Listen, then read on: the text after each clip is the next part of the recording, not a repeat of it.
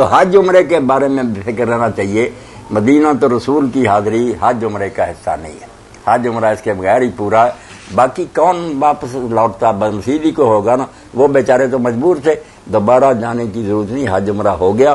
اللہ تعالیٰ پھر کبھی موقع دے عرب میں جانے کا تو آپ مکہ معظمہ جائیں, مدینہ تو رسول پر جائیں. اور جو مقصد ہے کہ آپ تک درود و سلام پہنچے, وہ ہم دور بیٹھے لوگ بھی جو ہم کے لیے اللہ کے رسول نے بہت اچھی بشارت دے دی. علامہ البانی فرماتے ہیں کہ میں گیا جدہ ایئرپورٹ پر, وہاں میں نے اسٹمپ رکھوانی تھی, تو کلرک مجھے کہنے لگا کہ آپ مدینہ شریف جا رہے ہیں, میرا سلام عرض کر دیں. تو البانی صاحب نے کہا بھائی آپ میرے ذمہ ایک ایسی بات لگا رہے ہیں جو شاید میں نہ نبھاسوں, مجھے یاد نہ رہے, آپ ابھی سلام کہنا.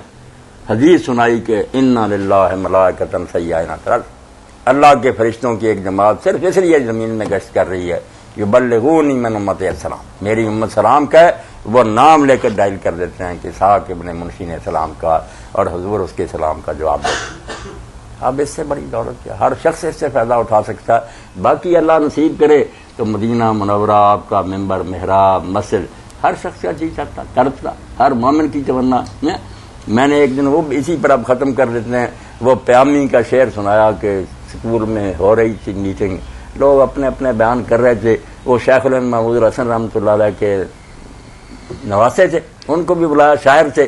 تو انہوں نے جب یہ شعر پڑھا نعت رسول میں تو سارا مجمع رویا, ہیڈ ماسٹر سے لے کر ایک آدمی رویا.